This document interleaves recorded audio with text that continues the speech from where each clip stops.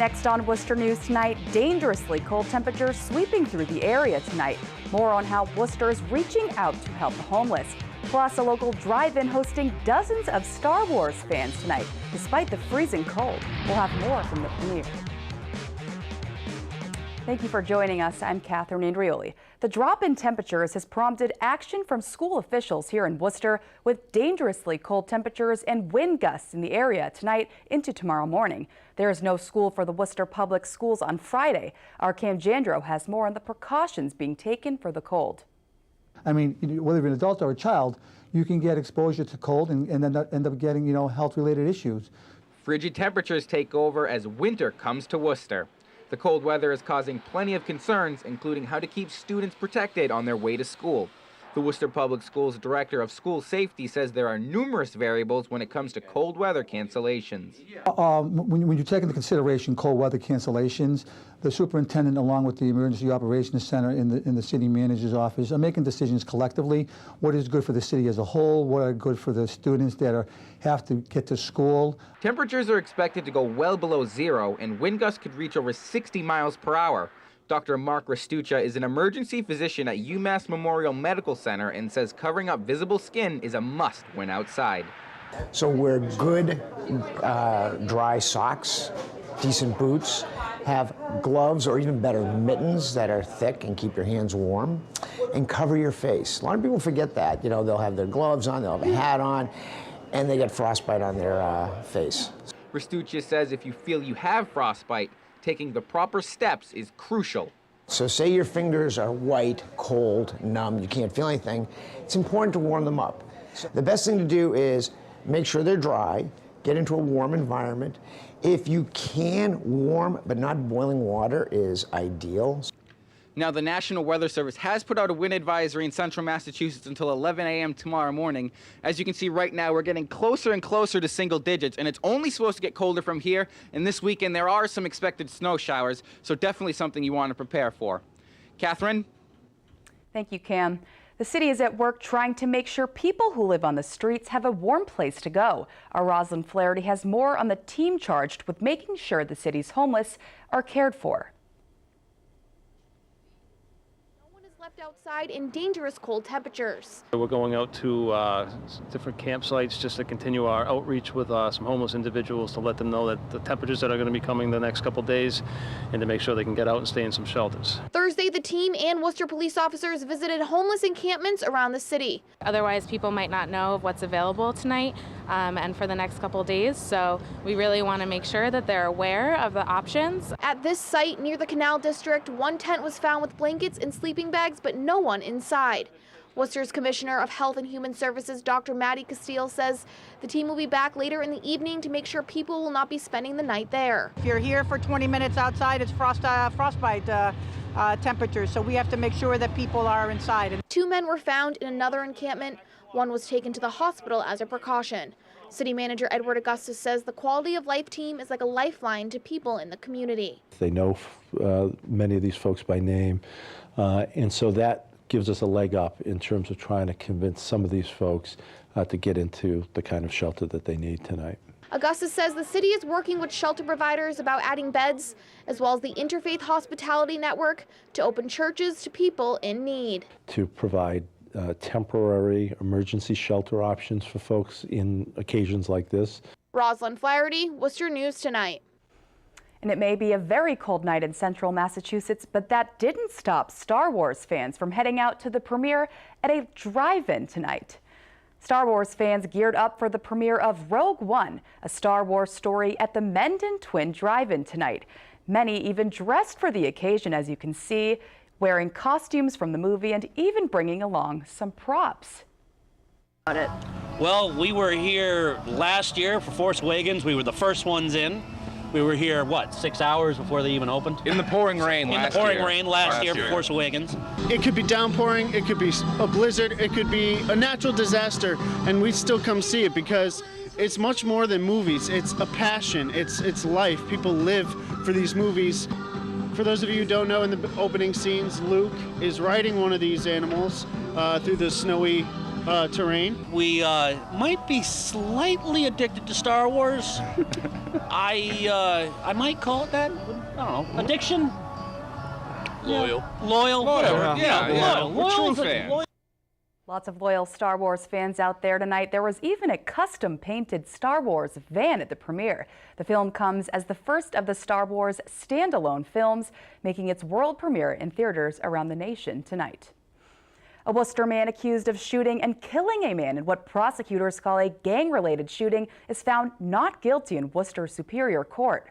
Wednesday, a jury found 23-year-old Dominic Bonneville not guilty in the 2014 murder of 19-year-old Christian Obeng. Investigators say the man was shot outside an apartment building on Upland Gardens Drive after a confrontation. Bonneville was charged in the murder after an eyewitness identified him to police. Bonneville's attorney argued her client wasn't present during the shooting. 2 men are also charged in the shooting and are waiting trial. Recreational marijuana is now legal in Massachusetts, but there are restrictions. You have to be at least 21 years old to use it, and you can only have 1 ounce in public and 10 ounces in your home. Smoking in public and driving while high are illegal, and state residents are limited to growing up to 6 plants in a secure space. And keep in mind, buying marijuana is still a gray area. Retail shops will not open until next month at the very earliest, but there is one way to beat the wait. NECN's Glenn Marshall visited an accessory shop helping people get ahead.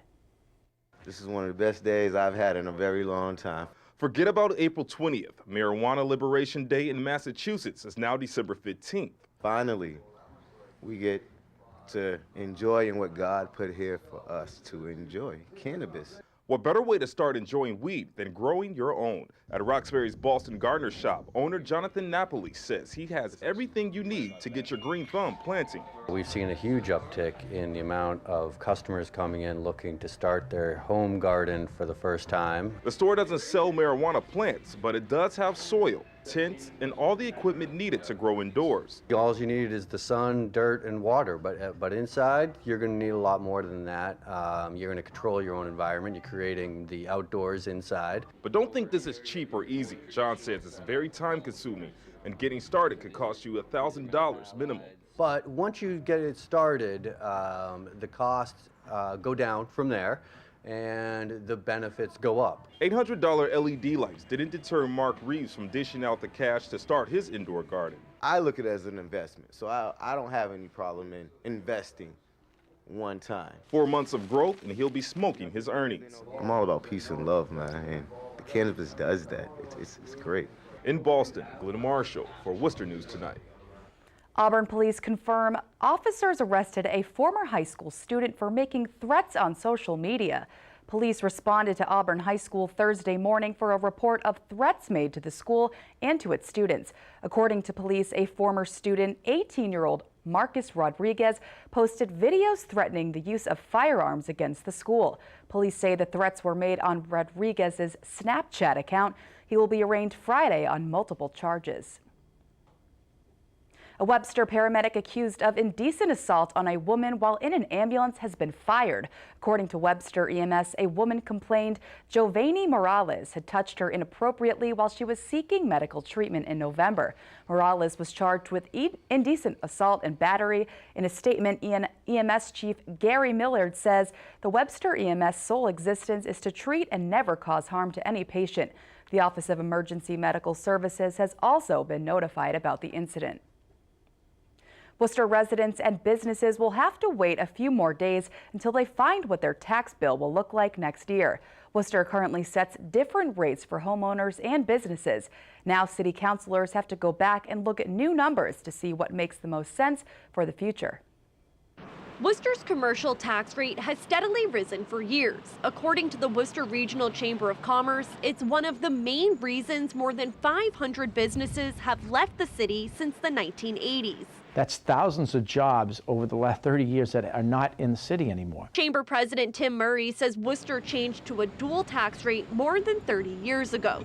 Currently, Worcester sets separate rates for homeowners and businesses and taxes businesses at a higher rate. I think it's important for people to remember that most of the businesses in the city are small and medium-sized businesses that have small margins. And we don't want vacant storefronts in our neighborhood business districts. So we want manufacturing jobs that people can walk to and that are in close proximity to public transportation. Murray hopes the city can go back to having a single tax rate in the future. A city council vote to set tax rates this upcoming year was postponed Tuesday.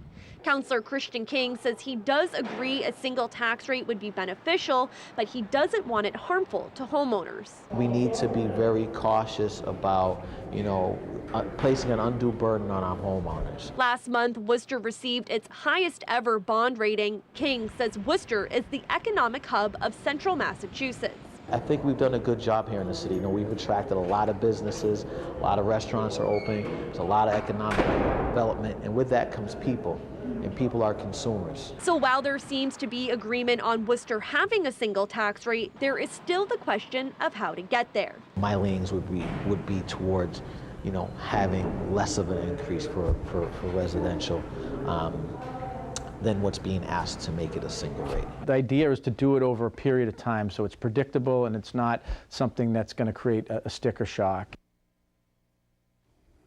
The chamber says last year the median increase for businesses was about $630. What the council was proposing was about another $370 on top of that. And city council is expected to